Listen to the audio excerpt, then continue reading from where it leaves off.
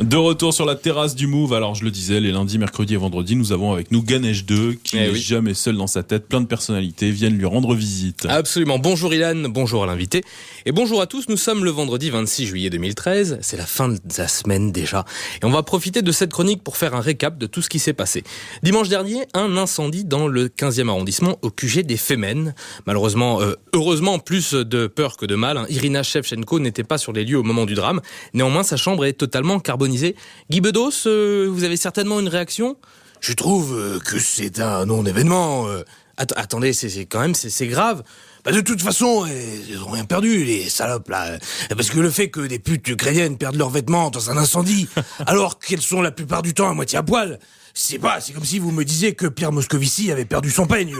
C'est vrai que vu sous cet angle, c'est pas si grave. Lundi, Gilles Bourdoulex a défrayé la chronique en parlant des tziganes. Il avait déclaré qu'Hitler n'en avait pas tué assez. Et s'il y a bien une émission dans laquelle on peut réfléchir sur ses propos sans être taxé de racisme, c'est Ce soir ou jamais.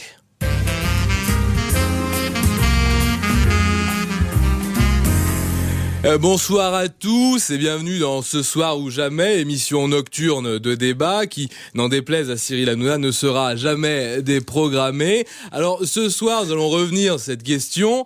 Hitler en a-t-il tué assez ? Jean-Marie Le Pen, je vous pose la question.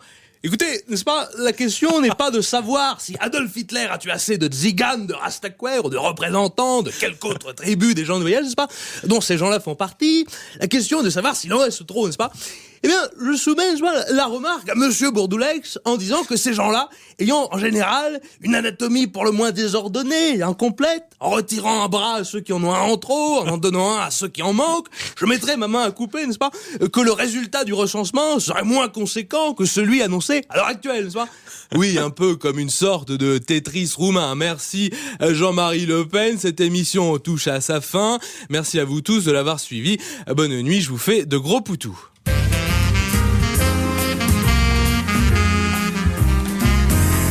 On passe au mardi, c'était la naissance du Royal Baby Jean-Marc Morandini, j'imagine que vous étiez sur le coup.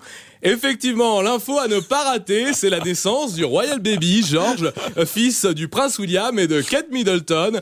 Nos envoyés spéciaux sur place à Londres ont interviewé les citoyens anglais pour savoir ce qu'ils attendaient de cette naissance. Et pour cette émission spéciale, nous nous sommes procurés, grâce à Jean-Claude Elfassi, la vidéo de conception de ce Royal Baby que nous avons en exclusivité sur Énergie 12. Éloignez les enfants, c'est vraiment très très chaud. Et enfin, notre nouvelle chroniqueuse Nabila répondra à cette question: peut-on allaiter quand on a des prothèses mammaires? Ne zappez pas, nous accouchons pour vous. Mon Dieu, l'image de Jean-Marc Morandini avec les 4 fers en l'air en train d'accoucher. Ouais, je comprends pourquoi je ne regarde plus Énergie 12. Bon, mercredi, allez, Manuel Valls annonçait la dissolution de 2 groupes d'extrême droite qui, selon lui, propagent la haine et la violence. Manuel Valls, ça a été difficile de faire votre choix parmi tous les groupes d'extrême droite qui existent en France? Effectivement, j'ai fait un choix plus ou moins compliqué entre la PUT, les Patriotes Unis des Territoires Européens, il y a aussi la FOUF, Force Offensive d'Union Française, aussi les cons, les chrétiens occidentaux nationalistes, sans oublier les Golemons, gaullistes ouvriers libéraux, minoritaires oppressés et nationalistes. Et j'en oublie, mais il reste encore en France, à mon grand regret, 2 grands groupes d'extrême droite d'ampleur mondiale. Ah bon, quels sont-ils?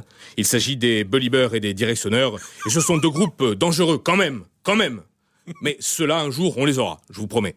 On passe au jeudi. Jeudi, comment passer à côté du malaise de Claude Guéant? C'était en hashtag sur Twitter et tout. Stéphane Guillon, vous avez certainement dû vous en réchouir. Eh ben non, figurez-vous que ça me réjouit pas le moins du monde. J'avais déjà parié en ligne sur la date de la mort de mon Claude préféré après Claude Allègre. Et malheureusement, ce malaise survient 2 ans avant la date que j'avais choisie. Ah bon? Qu'est-ce que vous avez fait? Eh ben, pour me racheter, j'ai fait un don de 1 000 € à l'UMP pour qu'il lui paye ses frais d'hospitalisation. Non, c'est que s'il mourait cette semaine, je perdrais 100 000 €. Donc, alors que s'il va mieux, ma cagnotte sera intacte. J'essaie de le bichonner comme je peux, mon petit Claudio. Donc, faites comme moi. Donnez votre argent à l'UMP. C'est comme le Téléthon, mais pour les handicapés mentaux de droite. Nadine Morano, Frédéric... Mais, merci Stéphane. Que d'événements passés cette semaine. Et j'aurais pas pu tout traiter. C'est un déchirement à chaque fois. Si vous saviez à quel point ça m'a démangé. Enfin bref, Norman, le mot de la fin? Le vendredi, c'est complètement swag. Oh bon sang, chaque fois qu'il y a un truc, il a toujours raison. Merci Norman, allez, à lundi. Merci Ganesh. Merci. En plus, il y a quelques-unes des imitations qu'il essaye pour la première fois ici. Oui. Et le moins qu'on puisse dire, c'est que ça marche.